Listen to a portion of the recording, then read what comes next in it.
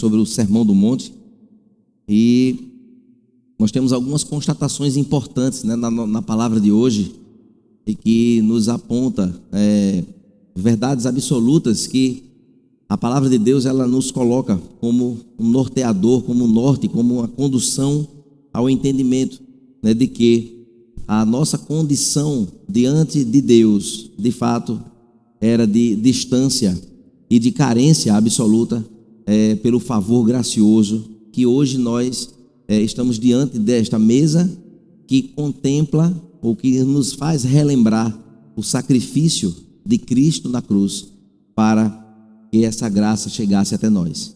Então a realidade, irmãos, destruidora do pecado, ela exerce um efeito enganador, exerce um efeito de rebeldia e de desorganização na vida do homem. Esta é uma constatação. O efeito do pecado abalou todas as estruturas do homem, isto nos seus sentimentos, como também nas suas vontades e também nos seus pensamentos. O homem então foi criado para compreender o que vê e, uma vez compreendido, ele agir de acordo com o que ele percebe. Partindo então, irmãos, desse pressuposto, Cristo, ele diz: onde estiver o teu tesouro, ali está o teu coração e a tua mente. Aí o homem é inclinado a se tornar um escravo das coisas criadas quando coloca seu coração e a sua mente em quaisquer coisa que não seja Deus. Aqui há um grande problema que tem conduzido a vida de muitas pessoas que se enganam a si mesmo diante desta verdade. O pecado que impera num coração faz com que este coração se sustente não pela graça salvadora de Cristo, nem pela pessoa do Senhor, mas ele caminha se enganando a si mesmo, achando que, agarrando-se às coisas criadas, ele de fato está sendo levado a uma condição de acordo com a vontade de Deus. Somos então, irmãos, conclamados nesta noite, eu e você, nós somos chamados e convocados mais uma vez nesta noite a cuidar daquilo que entra pelos nossos olhos, pois eles são a luz do corpo. Os nossos olhos é a luz do corpo, e se tornam-se então em trevas, ou seja, se deixarmos que trevas os invadam, a nossa condição então é de que todo o nosso corpo ficará contaminado destas trevas, e que nós vamos nos aprofundar um pouco mais hoje nesta condição. Por isso nós devemos ser vigilantes em buscar a edificação em Cristo, apenas na pessoa do Senhor, em toda e qualquer circunstância ou condição.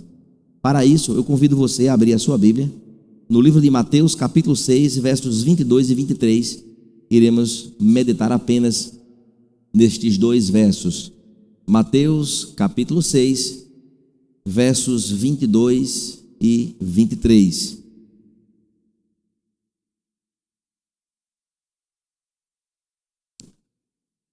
Mateus, capítulo 6, versos 22 e 23. Diz assim: os olhos são a lâmpada do corpo.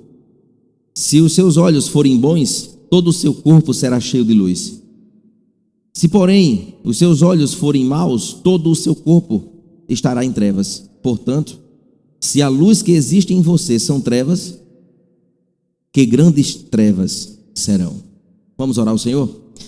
Querido Deus e amado Pai, rendemos graças a Ti, Senhor, por mais uma oportunidade que o Senhor nos dá de poder refletir a Tua palavra juntamente com a Tua igreja. Querido Deus, te peço, Pai, a Tua intervenção nesta noite, nesta hora, neste momento específico, para que, ó Deus, todas as astúcias ciladas do inimigo que atuam nas mentes sejam afastadas deste ambiente, e que o Teu Santo Espírito nos leve cativos ao trono da graça, a fim de compreendermos, ó Deus, a Tua palavra. Que estejamos, ó Deus, contritos, ó Pai, e atenciosos à Tua palavra, para que, ó Deus, de fato, encontre guarida nos corações e nas mentes aqui presentes, e que cause então os efeitos transformadores que a Tua palavra se propõe. Assim nós te rogamos, em Cristo Jesus, assim nós te oramos. Amém. Amados irmãos, o sermão da montanha, ela continua aqui no capítulo 6, nós temos observado isso, que é inteiramente composto, irmãos, por palavras de Cristo a ensinar o seu povo naquele tempo, e este ensino atravessou gerações, chegou até nós, e de fato nos recompensa com ações motivadas pela sincera devoção que ele tanto ensinou, como assim foi também para com Deus o Pai, e pela não aprovação de coisas estranhas e errôneas. Mas o Senhor Jesus, queridos, ele ensina de fato neste capítulo uma oração simples e autêntica que meditamos domingo passado. Cristo também adverte a todos os seus ouvintes contra o acúmulo de dinheiro e de coisas ligadas ao dinheiro aqui na terra, em detrimento ao tesouro lá no céu. Em vez disso, os crentes devem fazer escolhas que acumulem esses tesouros nos céus, e isto é algo basilar e divisor de águas para as nossas vidas, diante de um mundo tão secularizado e tão materialista, né? Então é uma andada, uma caminhada na contramão daquilo que se propõe hoje no nosso tempo, que é o buscar o ter, sempre o ter, esquecendo que um dia os nossos olhos se fecharão e o tanto ter ficará aqui para que as traças e a ferrugem consumam. E nós levamos uma vida inteira desprovido de um entendimento e preocupação e esforço em construir coisas eternas, coisas que serão eternamente colocadas. E isso, irmãos, o Senhor Jesus ele traz com muita propriedade em uma máxima de que uma pessoa pode ser seguidora aparentemente de Deus ou do dinheiro. Então esta conjunção não cabe. Ou somos de Deus ou não somos. Ser um pouquinho de Deus e um pouquinho das coisas terrenas é dizer não sou de Deus, e engana-se quem acha que é. A palavra de Deus, ela traz isso com muita categoria, com muita clareza. Junto com isso, irmãos, Jesus diz aos crentes daquele tempo, né, aos seus seguidores, que eles devem lutar contra a ansiedade sobre coisas de suas necessidades diárias, pois o Pai Celestial sabe aquilo que precisamos e providenciará tudo aquilo que é necessário para a nossa subsistência. Observe, irmãos, que a nossa condição anteriormente era de mortos em nossos delitos e pecados. A nossa vida seria aqui uma passagem, como de fato é, mas que morreríamos e condenados estaríamos para todo sempre. O Senhor Jesus, então, ele nos deu vida e vida em abundância, para que esta vida aqui ela seja utilizada para a glória dele, entendendo que as coisas aqui perderam totalmente o sentido para nós em comparação com aquilo que nos aguarda na esperança vindoura. Não podemos fugir dessa realidade. Jesus ele aproveita esse sermão para trazer essas verdades, e tudo o que precisamos fazer, irmãos, é buscar o reino de Deus e a sua justiça, e as demais coisas elas vos serão acrescentadas. Ou eu creio nessas palavras bíblicas reveladas pelo Deus que se revelou para nós, ou então apenas nós lemos como algo figurativo, ou algo que nos leva apenas a uma condição histórica de uma coisa que alguém falou lá atrás. Mas se nós cremos na palavra de Deus, nós assim cremos ou creremos e agiremos tal qual a fé. Mateus 6, irmãos, então, além da apresentação do padrão estabelecido para os seus discípulos em várias áreas que são culminares na nossa existência, contém também uma expectativa, ou uma perspectiva, melhor dizendo, sobre as coisas terrenas em ocupar o lugar no coração do povo de Deus. Jesus, então, ele traz isto também com muita firmeza, e isso flui, irmãos, diretamente em seu ensinamento de que pensamentos e motivações interiores fazem parte da justiça que deve exceder muito a dos escribas e fariseus. A nossa justiça, ela é uma justiça diferente da justiça do povo, do mundo aqui presente, que não conhece o Senhor Jesus. A nossa justiça é uma justiça muito diferente, é algo muito mais intrínseco, interno, dentro do nosso coração, que onde flui todas as motivações, e que aquilo que se apresenta ser, deve ser de fato aquilo que está no nosso coração, e não apenas usar uma capa e ser uma coisa que profundamente não somos. O Sermão do Monte vai mexer com isso, como nós temos falado aqui. Deus e sua vontade são o que importa, irmãos, para as nossas vidas, não as opiniões de tantas outras pessoas, pois era de fato o que acontecia naquele contexto específico, que as pessoas deveriam fazer para, de acordo com os fariseus, serem observados e serem agraciados. com tantas coisas farisaicas, né, que eram pregados e não eram obedecidos. Esse era de fato, irmãos, o contexto que havia. Em vez disso, eles deveriam estar trabalhando em direção a objetivos divinos, mas não, estavam apenas sendo religiosos em uma construção de uma cosmovisão deturpada, falha, pobre, esquecida, falha, muito falível. E hoje nós encontramos ainda muitos cristãos que se julgam cristãos vivendo exatamente os parâmetros estabelecidos neste sermão. Portanto, irmãos, Phil Newton, ele escreveu algo interessante, dizendo que a perícope anterior ao que nós lemos, ou seja, nós lemos os versos 22 e 23, então o bloco anterior, que é o do 19 até o verso 21, explica que as coisas que ele mais valoriza podem identificar o verdadeiro cristão. O que é que de fato nós valorizamos na nossa vida? O que eu valorizo na minha vida vai dizer de fato se eu sou cristão ou não. Onde é que estão as nossas prioridades? Se pegássemos uma folha de papel agora e colocar na ordem de 1 a 50, qual seria a ordem das nossas prioridades? Quando nós fizéssemos isso, nós iríamos encontrar de fato se realmente nós estamos na caminhada cristã, vivenciando o discipulado de Cristo na nossa vida e crescendo na graça e no conhecimento do Senhor Jesus Cristo ou não. Então, as nossas prioridades de verdade, não apenas no papel, é o que vai refletir o verdadeiro cristão, conforme a perícope anterior, que é exatamente o bloco do verso 19 até o verso 21. Olhando assim, Philip Newton, ele ainda acrescenta dizendo: em vez de achar que bens materiais, honra pública, prestígio ou atenção são mais valorizados, o cristão então valoriza, sabe o quê? O seu relacionamento com Deus, o seu relacionamento com o Senhor. Ele deve estar acima de qualquer coisa, acima de qualquer escolha que venha nos trazer qualquer ganho na área de status, de dinheiro, de coisa, de bens.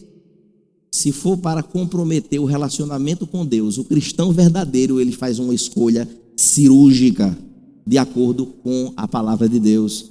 E meus irmãos, ele encontra seu maior prazer, o cristão que assim vive, ele encontra o seu maior prazer nas coisas que agradam a Deus, e não nas coisas que lhe agradam propriamente o seu coração. Pois o seu coração, nele pode se encontrar amor, devoção, obediência e adoração a Cristo de forma genuína e verdadeira. Assim, queridos, a metáfora usada por Cristo para os olhos, que é o grande ponto aqui, a grande figura metafórica da nossa mensagem hoje são os olhos. Se seus olhos forem bons ou se seus olhos forem maus. E aqui, de fato, nós encontramos um parâmetro de explicação que o Senhor Jesus traz nesta metáfora, trazendo algo muito básico, mas que permanece: Cristo como tudo em todas as coisas. Pois se temos olhos bons, assim iremos perceber. Se não, nós iremos estar embrenhados, mergulhados em trevas. E é isso, irmãos, que nós queremos hoje trazer à reflexão, para que nós possamos pelo menos identificar como de fato estão os nossos olhos.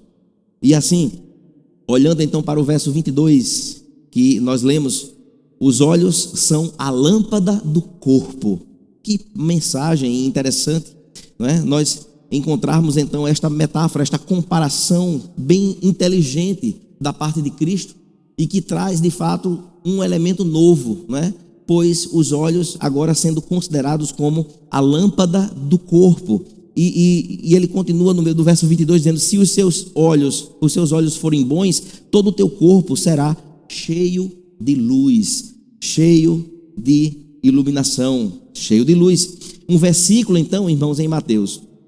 Este versículo é um pouco mais difícil de compreensão se olharmos desprovidos do contexto que está ao redor, mas ele parece destoar, né? Ou falar algo fora do sermão da montanha, por pouca conexão com tudo que estava sendo passado. Mas se observarmos com mais calma, no bloco anterior aos versos que nós lemos, nós vamos encontrar o conhecido ditado sobre o não acumular tesouros na terra. Se nós olharmos os versos posteriores ao que nós lemos, ou seja, se fôssemos olhar aqui do verso 24 até o verso, aliás, só o verso 24 que fala sobre os dois senhores, se você está com a Bíblia aberta, você pode constatar isso. Então nós vamos encontrar aqui uma outra passagem que fala justamente sobre esses dois senhores, que nós não podemos servir aos dois senhores. Quem são esses dois senhores? É a Deus e as riquezas. a Deus e a ganância pelo dinheiro, a Deus e as coisas terrenas. Eu não posso servir aos dois, eu não posso amar aos dois no pé de igualdade. O Senhor, Ele está acima de todas as coisas, e para isso, em muitos momentos, eu vou precisar tomar decisões firmes, posicionamentos coerentes com a palavra, se de fato eu sou discípulo de Cristo. Quem não é discípulo de Cristo não tem problema, vai entender tudo ao contrário do que eu estou dizendo, ou vai rejeitar tudo o que eu estou dizendo, e também as escrituras sagradas, e vai dizer: isso é papo furado. Cada um tem que correr atrás do que é seu, tem que fazer, proporcionar prazer, ter, construir, fazer acima de todas as coisas, e ponto final. Este não entendeu ainda que Cristo morreu na cruz por um povo, e que esse povo estava condenado ao inferno,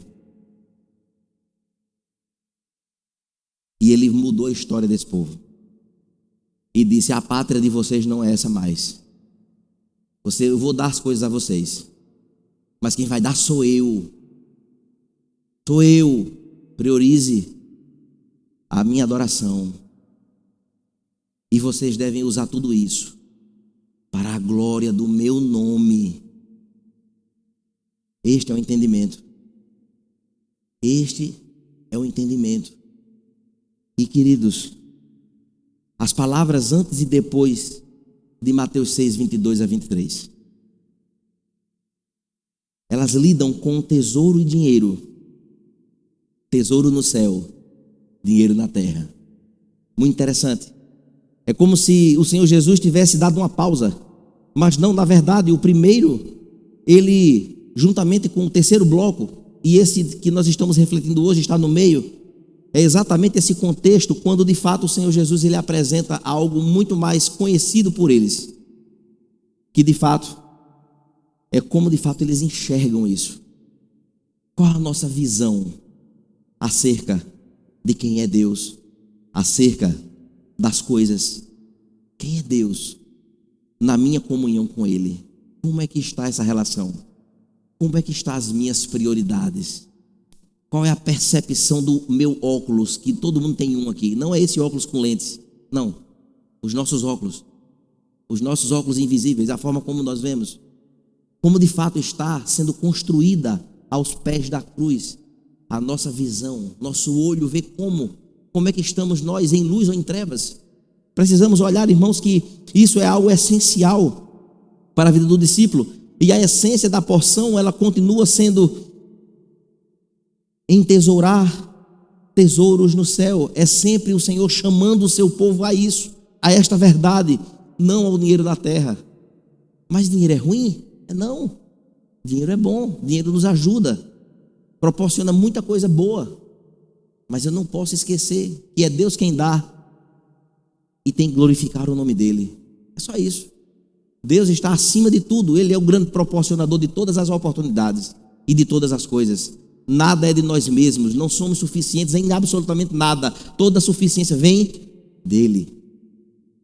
Na hora que eu digo é meu, sou eu, perdi a oportunidade de ficar calado e de pensar diferente. Observando isso, queridos, ele disse que os corações humanos, eles se encontram onde quer que estejam o verdadeiro tesouro de uma pessoa.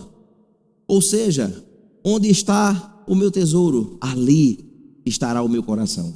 Indiscutivelmente, eu posso até negar isso na minha palavra, eu posso até dizer que não, mas as minhas ações, o meu testemunho vai falar muito alto, vai mostrar de fato, nas minhas ações e atitudes, onde de fato está o meu tesouro, se são nas coisas, ou se estão em Deus. Assim, queridos, seu ponto não é que dinheiro é mal, ou que os cristãos são obrigados a viver em pobreza, de forma alguma, em momento algum a palavra diz isso.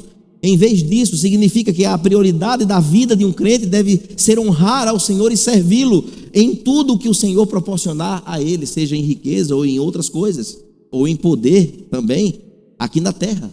Observe, queridos, que o Senhor Jesus, ele vai entrar num ponto crucial do entendimento daquelas pessoas, pois aqueles homens, ou até jovens, todos eles ali passaram por uma escola rabínica, judaica, e lá eles estudavam um código de ética chamado Mishnah. Esse código de ética era ensinado às crianças desde pequenininho. Todos eles sabiam. Lembra que Jesus estava no templo uma vez, ele tinha só 12 anos e ficava lá com os doutores conversando o quê? O Mishnah. O Senhor Jesus, ele era educado na cultura, na tradição judaica, rabínica. E o que é que este ensinamento trazia de forma tão categórica? Ele trazia, irmãos, conteúdos importantes, até bons, pois 3 pontos importantes neste ensino para todo aquele povo era honrar pai e mãe. Está na Bíblia, honrar pai e mãe, mas o ensinamento lá rabínico já ensinava isso. Os judeus já ensinavam isso. Ensinava também atos de misericórdia. Isto é importante. Como também gerar paz entre irmãos e ao próximo. Eram 3 pontos que foram destacados nesse Mishnah, que todos aprendiam, tinham que aprender. Todas aquelas pessoas que estavam ali ouvindo Jesus já tinham ouvido falar, sabiam, já tinham conhecimento sobre tudo aquilo que era passado, que era dado.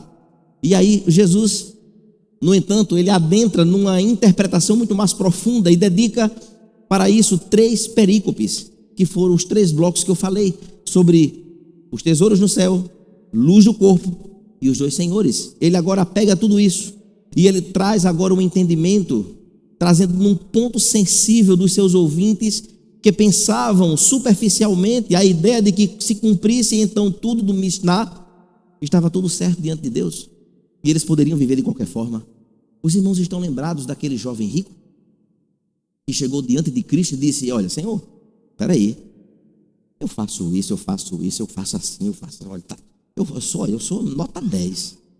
Se fosse hoje, olha, Jesus, eu vou para o culto de oração lá da congregação na quarta-feira, viu? Quando tem reunião na sexta-feira, eu estou lá. Quando tem obra lá, eu estou também, eu sou o primeiro da fila, viu? Olha, o senhor está por fora. Quando é no sábado que tem o culto dos jovens, eu estou lá também. Jesus, o senhor nem sabe, a EBD, eu não falto uma, sabia? E eu ainda faço uma coisa, viu? De noite, olha, eu pode chover canivete, eu estou lá no culto de noite, tá tudo beleza. E outra coisa, viu? Eu sou ofertante, tá certo?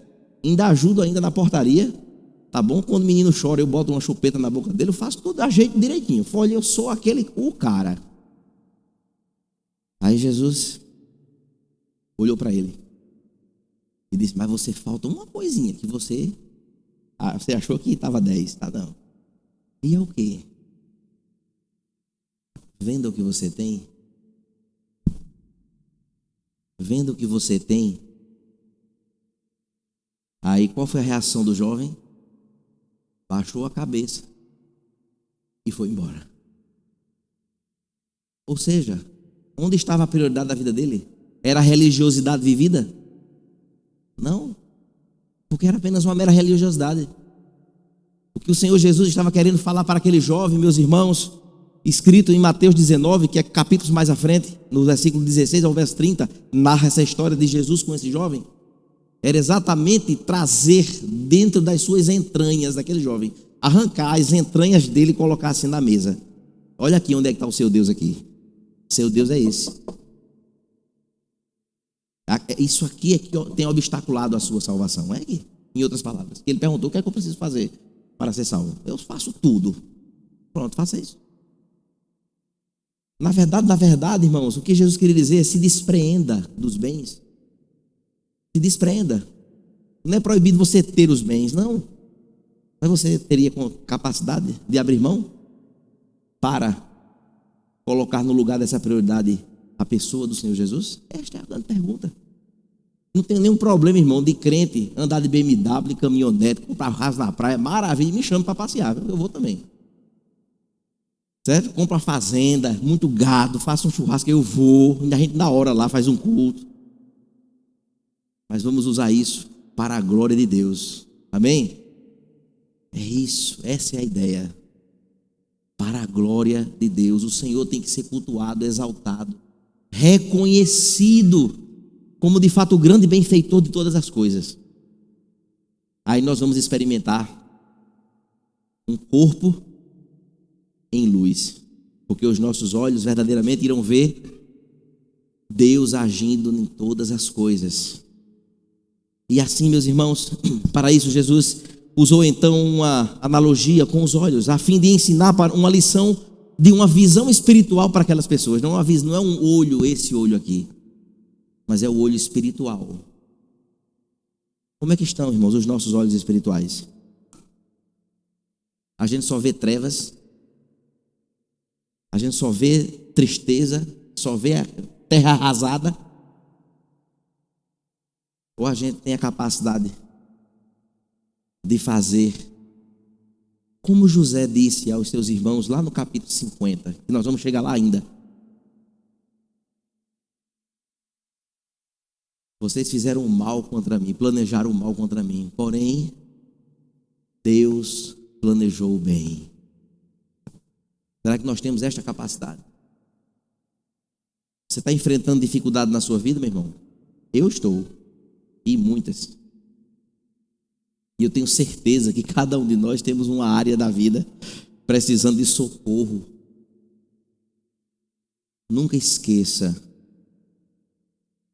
o Titanic pode estar afundando só com o pavio do lado de fora. Deus é Senhor sobre todas as coisas. Amém?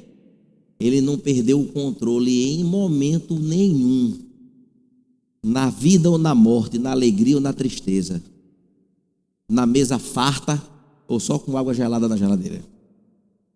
Ele não perdeu o controle de nada. E eu louvo a Deus por isso, porque tem nosso Deus, que eu posso ser acolhido pelas suas mãos, protegido debaixo de suas asas. Eu não estou desprotegido. Há um Deus soberano que cuida da minha casa, da minha vida, cuida da sua casa, cuida da sua vida. Amém? Assim, queridos, se os nossos olhos forem bons, todo então o nosso corpo será iluminado, será então levado a uma condição muito mais elevada do que quem tem os olhos maus, pois a vista estará prejudicada daqueles que têm os olhos maus em vez daquele que está em luz. E assim, meus irmãos, que visão espiritual então nós temos cultivado, temos tido? Será que nós temos e fazemos tal qual? Será que os nossos olhos estão em trevas ou estão em luz? Precisamos refletir sobre isso. Portanto, irmãos, as questões do coração, do guardar tesouros eternos e olhos bons, são uma costura que nos aponta a uma realidade transformadora de um coração de um servo do Senhor. Pois quem agora está em Cristo, nova criatura é. O entendimento velho, as coisas velhas já passaram, agora nós vivemos em um outro estágio. E isto é fé. Isto é viver por fé. Não adianta querer com o nosso braço, não vamos conseguir. É Deus quem faz. A luz, então, irmãos, no contexto bíblico geral, fazendo aqui agora uma teologia bíblica, trazendo agora este assunto em muitos espaços escritos na Bíblia. No contexto bíblico sempre esteve ligada à luz. A luz sempre esteve ligada ao cumprir a vontade de Deus. Olha que coisa bonita e interessante. Ou seja, se os meus olhos forem olhos obedientes à vontade de Deus, olha a narrativa tomando um corpo de acordo com isto. Se os meus olhos, eles de fato vivem a vontade de Deus, a perspectiva de Deus, o direcionamento de Deus, de fato, nós estaremos vivendo numa condição conforme a palavra nos aponta, nos ensina. Mas se enquanto, irmãos, nós tivermos olhos em trevas, nós viveremos embrenhados no pecado. E aqui é uma grande diferença. Olhos que vivem distantes, pessoas que vivem distantes da congregação, que vivem distante do cultuar, que vivem distante do servir ao Senhor, que vivem distante do dizer não à sua própria carne, que vive distante, há uma evidência muito fraca de fé. De fato, meus irmãos, os dados evidenciam olhos em trevas. E se os olhos estão em trevas, todo o corpo está em trevas. E aqui, meus irmãos, quando Davi, então, ele foi liberto das mãos de Saul e dos seus inimigos, ele fez um cântico que expressou aquilo que está em 2 Samuel, no capítulo 22, o verso 29. Preste atenção nisso aqui, pois ele escreveu assim: Tu, Senhor, és a minha lâmpada. E o que é que a lâmpada produz? luz. O Senhor, tu, Senhor, és a minha lâmpada. O Senhor derrama luz nas minhas trevas. Assim Davi escreveu em 2 Samuel, no capítulo 22, verso 29. Mas Jó, ele também afirmou o quê? No seu livro lá no capítulo 29, versos 2 e 3, ele disse: quem me dera ser como fui nos meses passados, como nos dias que Deus me guardava, quando fazia resplandecer a sua lâmpada sobre a minha cabeça, quando eu fui guiado por sua luz, caminhando em meio às trevas. Observe que o aspecto da luz é um aspecto da presença do Senhor na vida destes homens. Mas Davi, depois ele escreve no Salmo 119 e os versos 105, quando ele diz: lâmpada para os meus pés é a tua palavra e luz para os meus caminhos. Observe, irmãos, que os nossos olhos, eles têm que estar em luz. Precisamos compreender isso de forma muito clara. É a palavra de Deus que fala para nós a revelação do Senhor, assim como Salomão, por último, ele escreveu em Provérbios 6, 23, quando ele escreveu assim: porque o mandamento é lâmpada, e a instrução é luz, e as repreensões da disciplina são caminho para a vida. Observe, meus irmãos, que estes homens escreveram coisas extraordinárias. Então o olho bom, ele enxerga coisa boa. O olho bom, ele tem consigo a luz que ilumina o caminho, que dá condução para guiarmos a nossa vida. E ele enxerga a obra regeneradora do Espírito Santo que aconteceu na nossa vida e que está em processo. Você percebe Deus trabalhando na sua vida, meu irmão? Eu percebo na minha. Porque todas as vezes que eu me sento para meditar na palavra, preparar um sermão como esse, as pauladas iniciais é logo em mim. E eu digo: Senhor, obrigado por isso. Porque coisas que são, às vezes ficam no esquecimento, o Senhor nos faz relembrar, para que haja conserto, para que haja aperfeiçoamento, para que haja crescimento. Quando os nossos olhos são bons, irmãos, estão em luz, nós vamos encontrar o entendimento e a guarda da lei do Senhor como algo a ser buscado e vivido. Ou seja, aquilo que o Senhor coloca em sua palavra como vontade para a minha vida, para a sua vida, para a igreja, para a nossa família, precisa ser vivido. E se os meus olhos estão em luz, eu vou entender isso com muita clareza. Eu vou levar as famosas cajadadas que sempre a gente recebe pela própria palavra. Quando Ele nos chama à responsabilidade, a gente não fica chateado, a gente fica alegre, feliz, porque, Senhor, é isso mesmo que eu estava precisando de ouvir. Quando nossos olhos, irmãos, estão em luz, a gente observa que a obra santificadora e a regeneração do Espírito Santo é algo que está em movimento na nossa vida o tempo inteiro. E bater no peito e dizer: comigo é diferente, você está perdendo seu tempo. Eu sou isso, eu sou aquilo, é nada. Mas não é mesmo. E por último, irmãos, como é que nós vemos as coisas ao nosso redor? E a finalidade do que tudo acontece? Para que acontece? Se não for um Deus soberano que está por trás, agindo e conduzindo as nossas vidas, para que nós venhamos a ser forjados. Como eu falei hoje de manhã aqui na escola bíblica, todo líder, ele é forjado. Todo homem piedoso e mulher piedosa são forjados na escola do sofrimento. E só aprende assim. Só se cresce assim. Só vamos ter experiências reais com Deus quando nós vivenciarmos a nossa fé de forma verdadeira.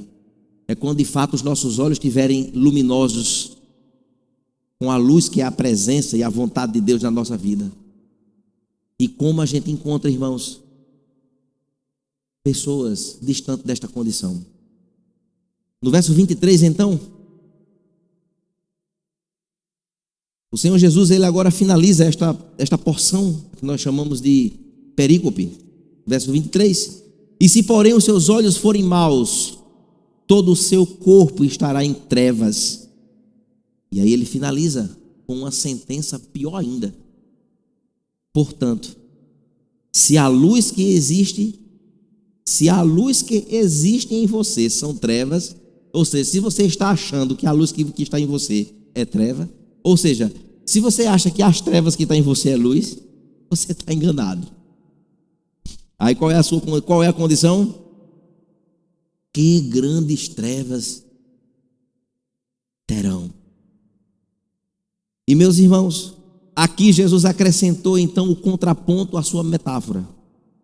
O olho ruim, ou seja, espiritualmente, o olho cego, o olho não funcional, o olho que está no escuro, um olho que está em um ambiente que não há luz nenhuma. Esse ambiente só é bom para dormir. A gente fecha todas as brechinhas, fica tudo escurinho, vai dormir. Faz bem à saúde. Mas na nossa vida, precisamos andar em luz, irmãos. Precisamos fazer como Davi falou, que nós lemos anteriormente. É luz para o nosso caminho. Tem que estar no caminho.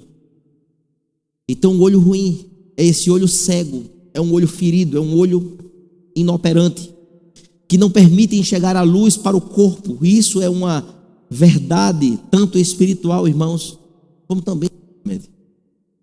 A parte inteira da pessoa permanece então envolta em escuridão. E é a mesma escuridão dominadora e poderosa, quando no final do verso o Senhor chama de densas trevas ou grandes trevas estão. O que torna, irmãos, o olho espiritual cego e doente?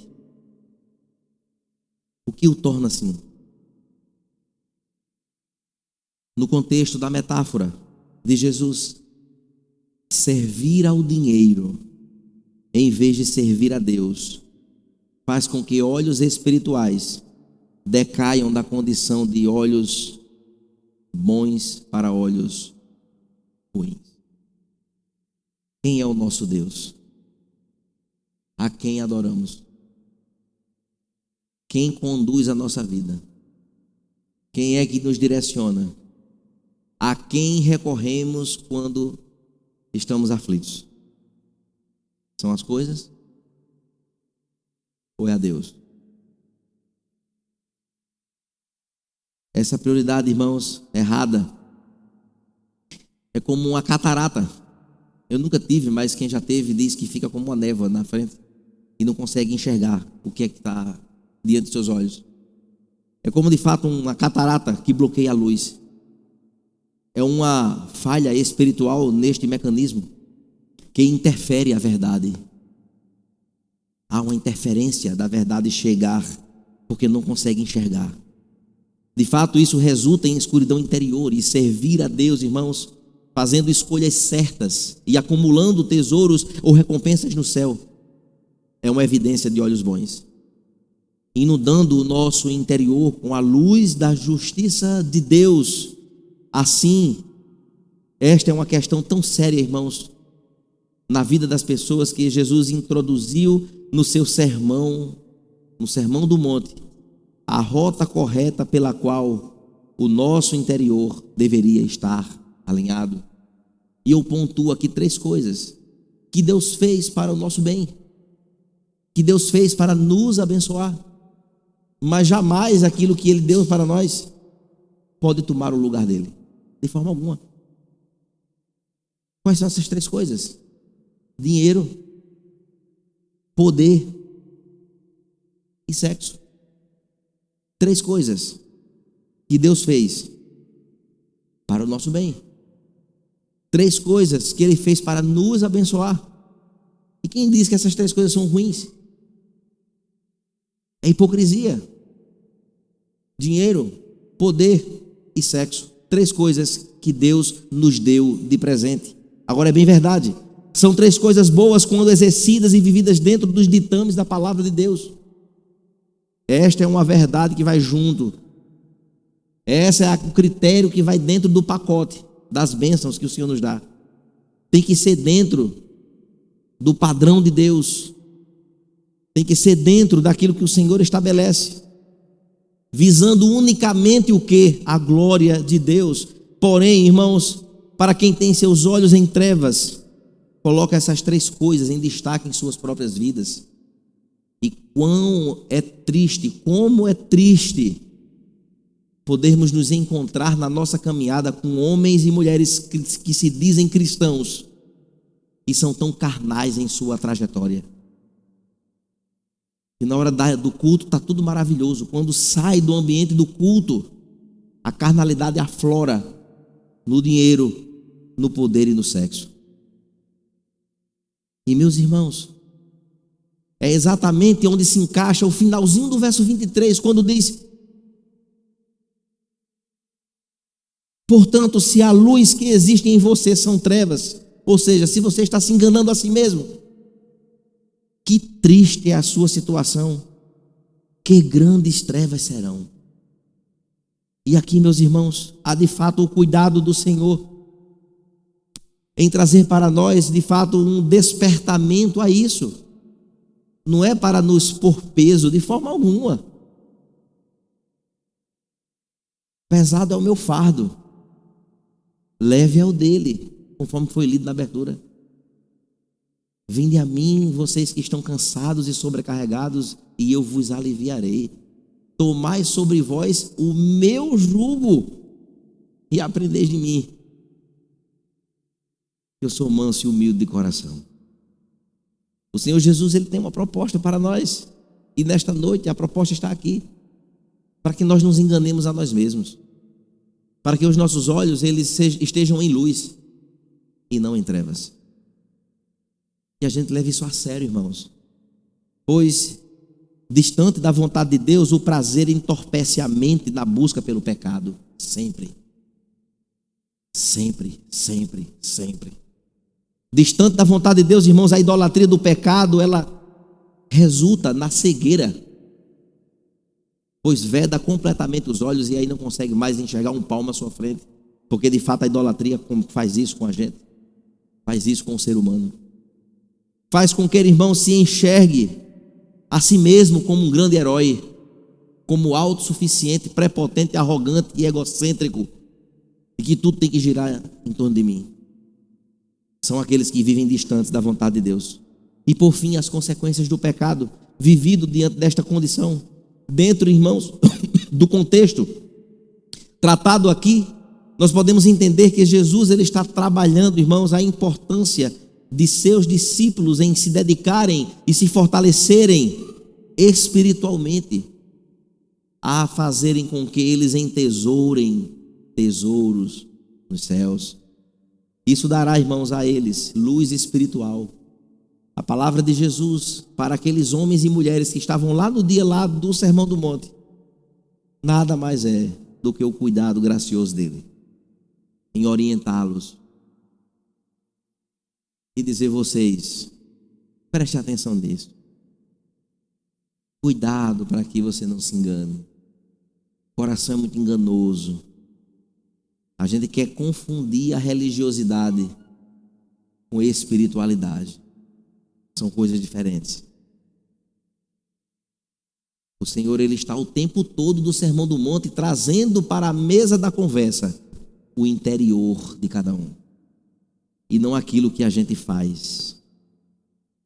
E aí, queridos, as trevas têm grande poder de contaminação. Ou seja, se a pessoa permite que permite que as trevas habitem em seus olhos, isto contaminará toda a vida e todas as ações que se expressam na caminhada.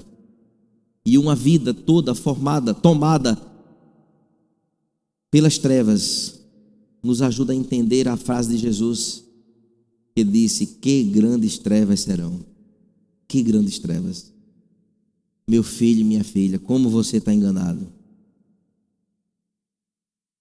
Pois um ser humano tomado pelas trevas, ele não tem limites em sua própria maldade.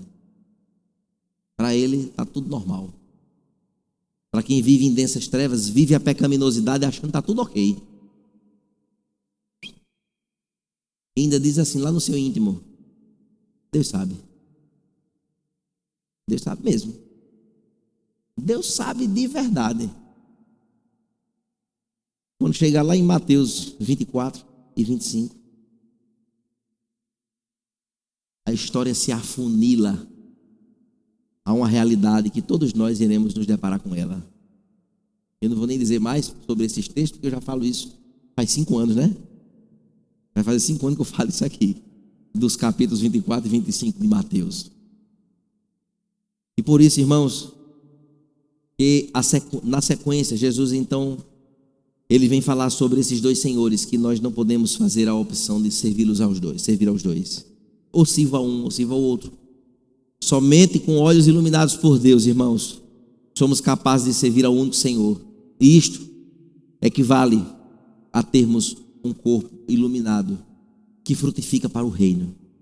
Eu queria então concluir essa palavra, resumir um pouco o tempo para que tenhamos a ceia e tantas outras partes que exigirão um pouco mais de tempo. Mas eu queria concluir dizendo algumas considerações finais. Onde colocamos, irmãos, nosso tesouro, lá indica a real prioridade dos nossos corações.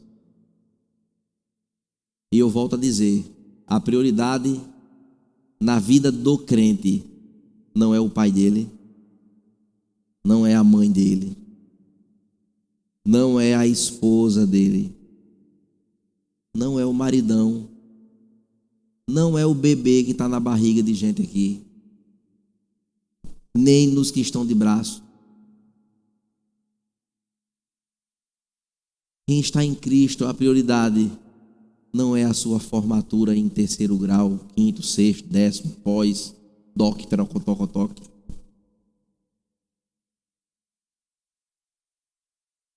Não é no que você já construiu ou que está para chegar. Não é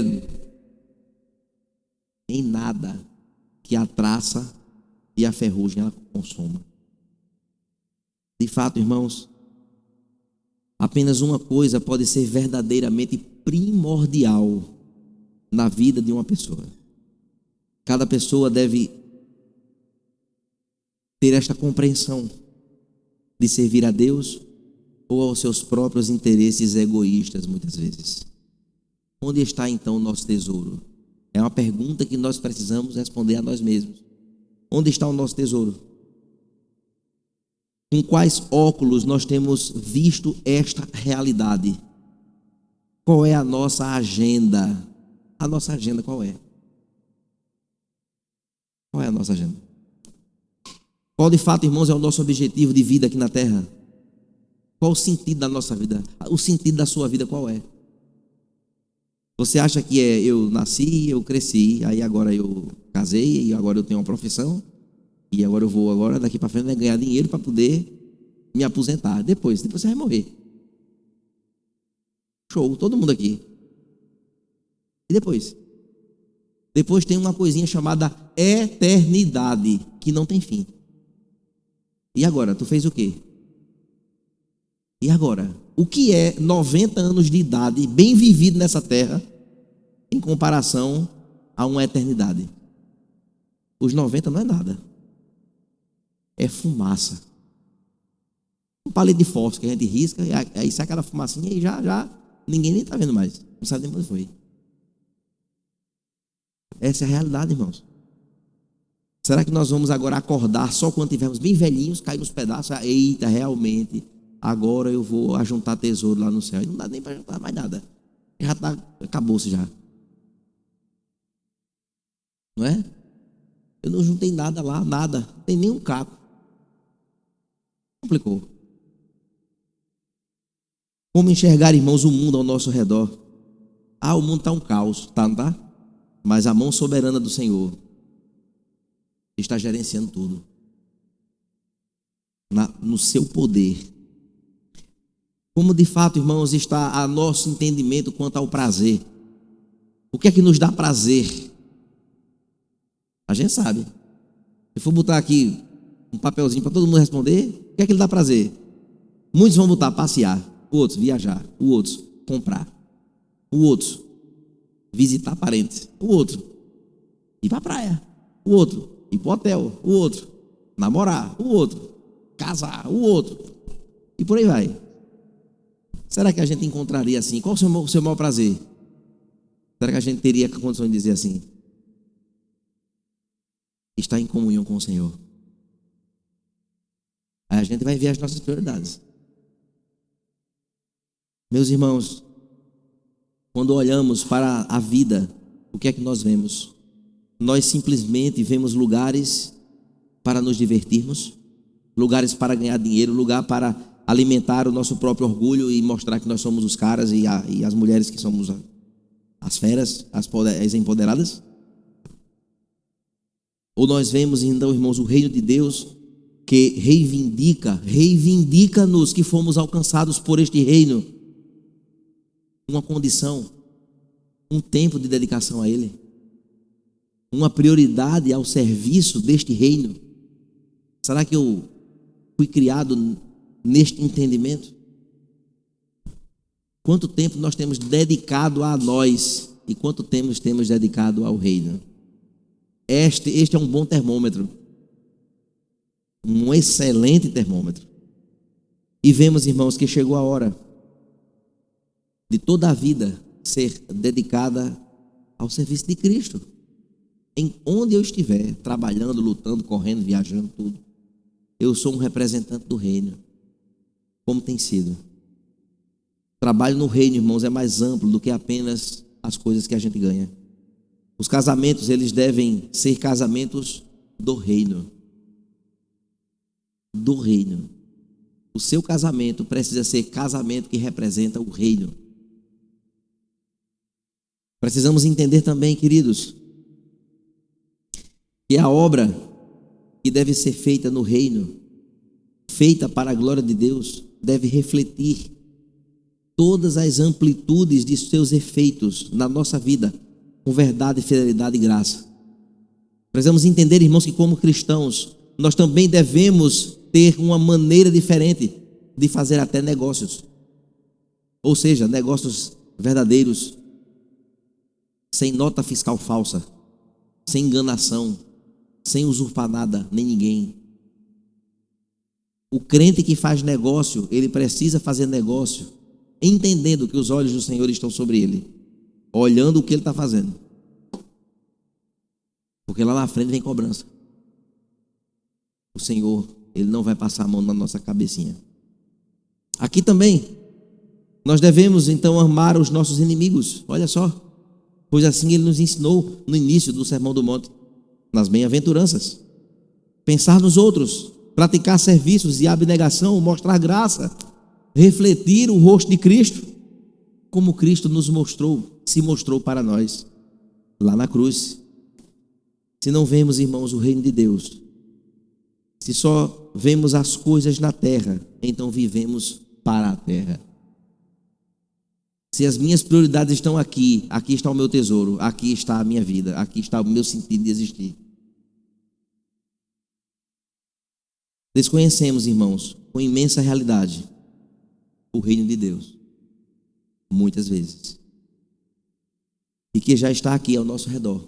O reino de Deus está em execução, arrebanhando aqueles que ouvirão a voz do Senhor. E esses que ouviram a voz do Senhor, munidos de fé, irão agora viver uma nova realidade de vida, que buscam o reino de Deus e a sua justiça, e esperando confiantemente que as demais coisas, elas todas serão acrescentadas. Amém? Vamos ficar de pé e vamos orar?